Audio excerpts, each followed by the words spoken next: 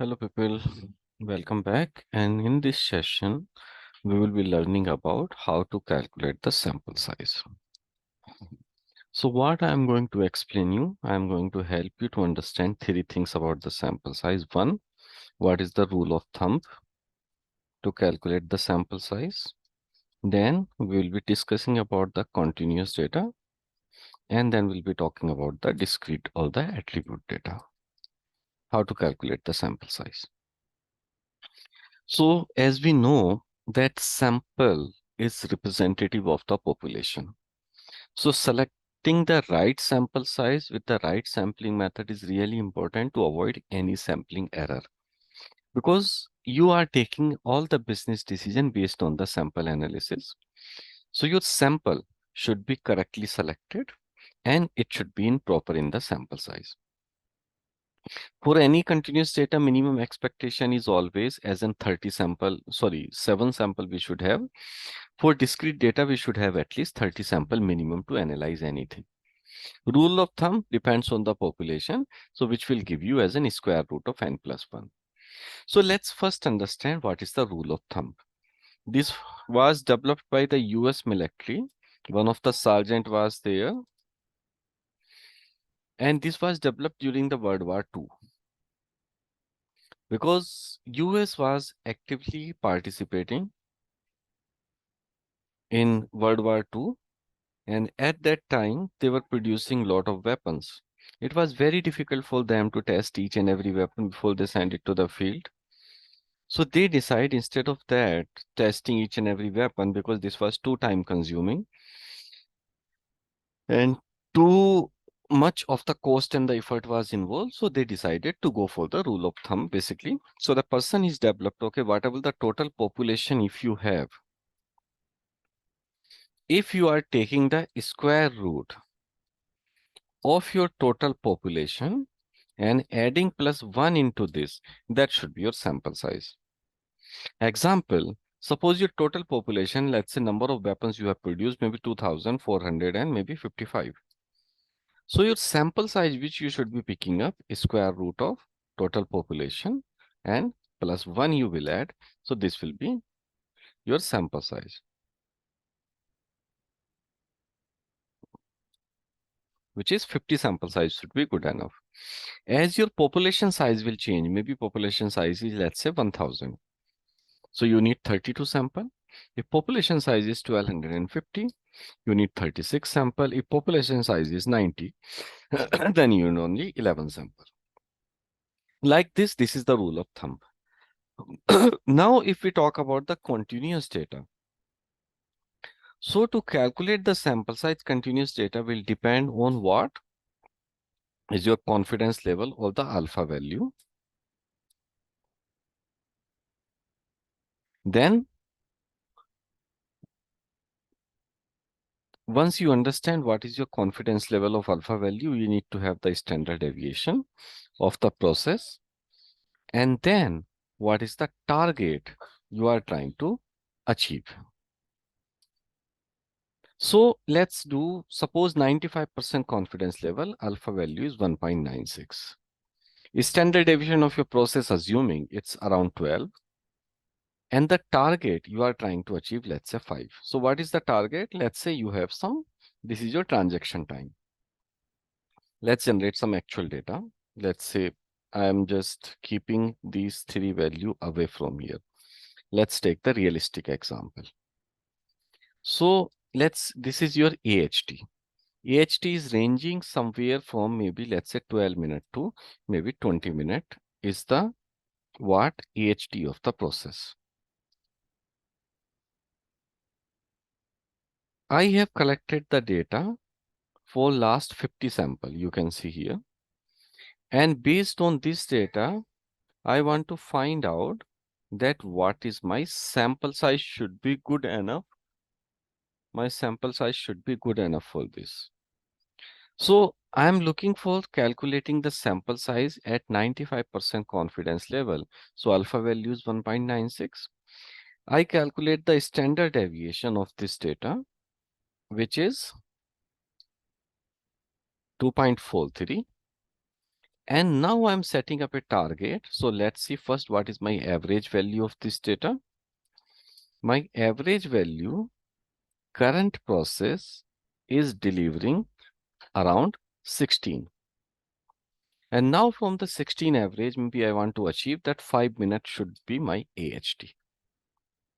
So the way we should be calculating the formula, number of sample size n is equal to alpha multiplied by variation of the process divide by your margin of error or the target value and the whole square of everything. So if I put this value into this formula, my alpha value 1.96, variation is 2.44, divide by target is 5. And if I do the whole square of everything, I will get this sample size. Basically, one sample size should be more than enough. Now, if I create some more situation, alpha remains same. Let's say standard deviation, I'm making it to 10. Target still remain 5. So now what sample size I will need? So n sample in the second situation will be 15 sample will be required. In case I further change my situation, at this place standard deviation remains same and I want to achieve the target as in 2. So the sample size what I would need is around 96. You can change the situation. Suppose here instead of 2 minutes, I want to achieve 1 minute in this formula. So I need around 384 samples. So for continuous sample size calculation, what I need? I need what confidence level, I need the standard deviation of the process, and I need the target. If I will put all these value into this formula, I will get my sample size. Now let's talk about the discrete data. Discrete data, the sample size calculation, what we have in continuous, we have the standard deviation. But in discrete data, you are not supposed to calculate the standard deviation. We have the proportion defective.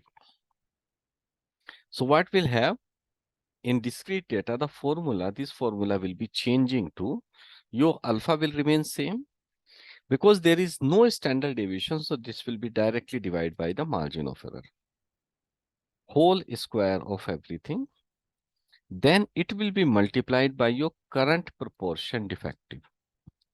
And then this will be multiplied by non-defective, which is always 1 minus P.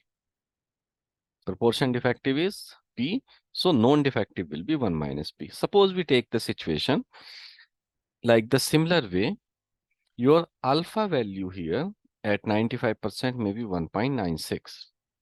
Instead of standard deviation, current proportion defective suppose is 10%. And the target you are trying to achieve to reduce it to 5%. So what sample size you would need? Maybe let me create more situation.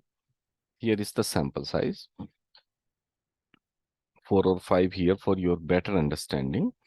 Let's say this is your 95% confidence level. In case it is 90% confidence level, then this value will change to 1.64. In case this is 99% confidence level, this value will change to 2.57 or so on. Let's say again, I want to repeat for 95 and 90 and 99%, maybe one more time. Just changing some different values here. Suppose now proportion defective I am taking here as an 8%. Maybe I'm taking as in 5%. Maybe I'm taking as in, let's say 12%. Maybe I'm taking as in, let's say 20% is the current proportion defective. And the last one, I'm just going to take, let's say as in maybe 9% as in proportion defective, right? Maybe everywhere you wanted to improve the process, let's say from 8% to 5%, maybe 5% to let's say 2%. And maybe 12% you want to achieve 7%, maybe 20% you want to achieve 10%, maybe from the current of 9% you want to reduce it to let's say maybe 3%. So what should be the sample size as per this formula? It's very simple. N is equal to your alpha value, which is 1.96, divide by target value, which is 5% you want to achieve, bracket close, sorry, alpha value, which is 1.96, divide by the margin of error, which is 5%, bracket close, power square you will do here, multiplied by current proportion defective is 10%, again multiplied by 1 minus defective, which is non-defective. So 1 minus defective is what your 10% here is will be non-defective. So in this case, I would be needing 138 sample. Just copy paste the same formula across here and you have the sample size for each of the situation. So alpha, which is 2.57 in the last case, divide by margin of error, which you are trying to achieve here 3%, whole square of that multiplied by current defective, which is 9%, and multiplied by 1 minus non-defective, which is 1 minus 9% is how much? 91%. And you will get the sample size. In case you wanted to understand one more time for the continuous data, so let me take this part and explain you some more example, similar way as I explained you about the discrete data. Suppose let's say alpha level are these.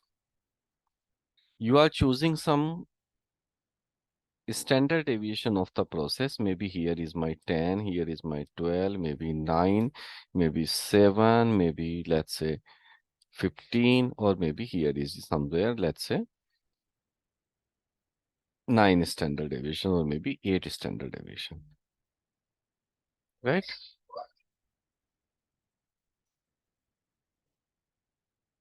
Suppose you have a margin of error, which is the target you are setting up for the continuous data.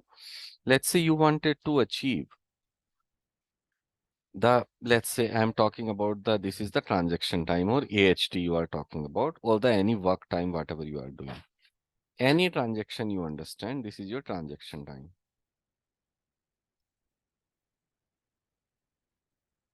You are running the machine, you are running the production, or anything you consider. Maybe here I want to achieve, let's say 10 minute, maybe 9 minute, 8 minute, 7 minute, 5 minute, 4 minute, 2 minute, like this. This is my target. So I will put all these value into this formula. I just copy paste here for your better reference. So sample size n.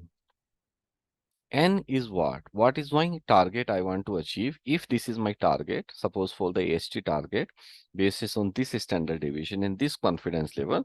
So how many minimum sample size I would be needing? So it's equal to alpha value, which is this, multiplied by standard deviation, which is this, divide by your target, which is target is given here, bracket close, and whole square of everything.